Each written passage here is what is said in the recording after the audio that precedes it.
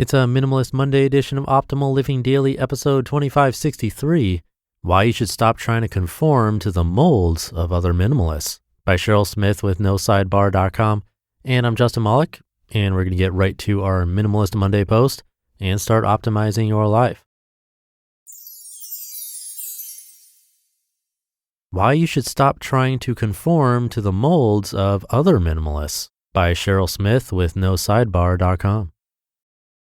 When my family and I first felt the call to downsize and simplify our lives, I set out to find every single thing I could that was written about minimalism. I scoured minimalist blogs and looked for minimizing how-to books, absorbing every word and devouring every spark of inspiration. To this day, no one could be more interested in hearing the stories of others who are walking this journey, but somewhere along the way, I started comparing myself to the people whose stories I read. Comparison breeds discontent, and I was allowing my reading in an underlying counterproductive way to erode the peaceful life we're carving out and pursuing. For a span of time, I pulled away from all the reading until I could find my own minimalist identity.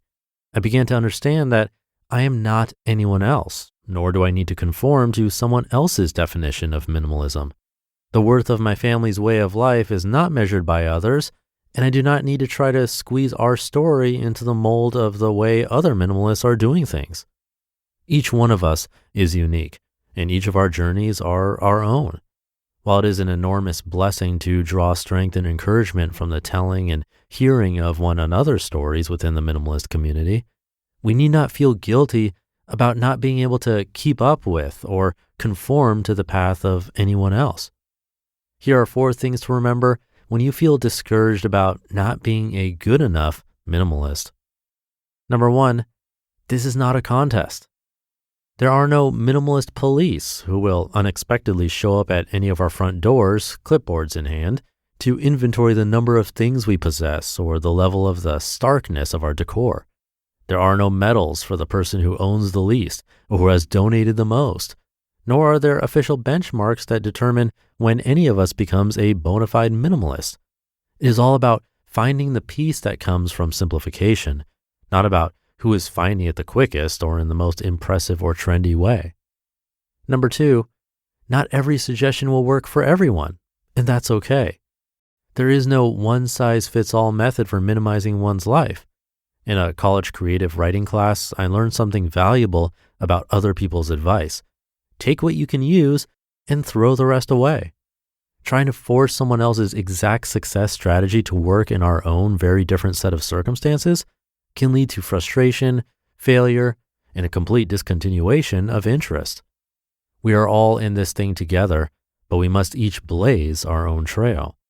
Learning to sift through and differentiate between what is doable and what isn't applicable to your own situation is very liberating. What a relief it is to know that we can glean wisdom and learn from each other, but we do not have to adhere to opinions or principles that do not serve or work for us. Fixating on what others are doing can distract from focusing on what we need to do. It is all about finding a healthy balance and implementing only the advice that is beneficial to your unique minimizing circumstances. Number 3, when it comes to minimizing, windows of opportunity never close. They are always open and their potential never expires. Don't feel that you've missed the boat because you may not measure up to someone else's progress. There's a good chance they may have been at this longer than you, but even if that's not the case, you are not running late and you can pick up right where you are today and begin to minimize or get back on track. It's okay to go at your own pace without judgment. And number 4, your journey is authentic. Even if the steps you have taken and are taking do not seem to be as extreme as the measures others are taking to simplify their lives, that doesn't negate the value of everything you are doing.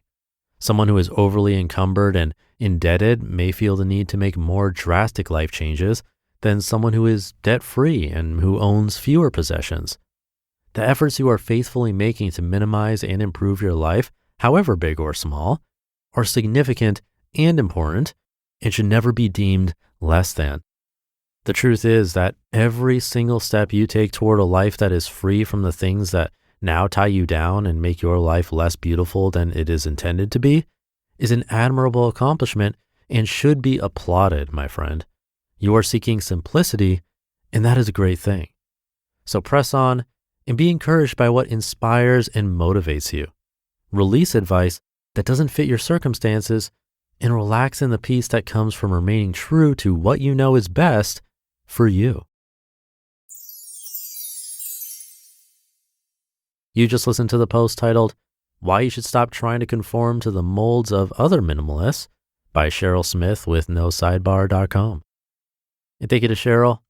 This one was a little reminder for me even about why I do this podcast, or really why I continue to do this podcast. It started a bit on a whim when my business partner and I got a bit tired of creating apps that we didn't think were adding much value to the world. And the idea of getting permission from authors to narrate their articles and turn it into podcast episodes was really a culmination of multiple things, but I didn't have any sort of long-term plan and couldn't have imagined that I'd still be sharing an article every day after 2,500 episodes. It's easy to get sucked into a certain thing, like minimalism, for example, to go all in with that all or nothing mindset and then simply burn out. I know I've done that with tons of things myself. And reading uplifting content could have been that same issue. I could have read a ton of books all at once, implemented very little, then burned out.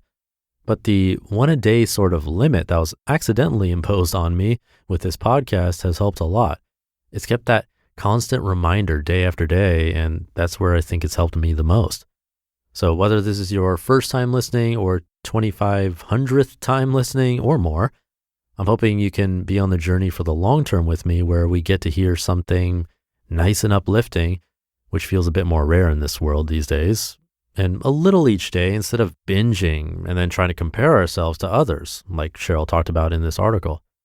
I think if you stick around for the long haul, the positive effects will not only continue, but compound. I've heard it from listeners before who have shared their story. So with that, thank you for being here and being part of the journey. Have a great rest of your day, and I'll be back tomorrow reading to you, as usual, of course, where your optimal life awaits.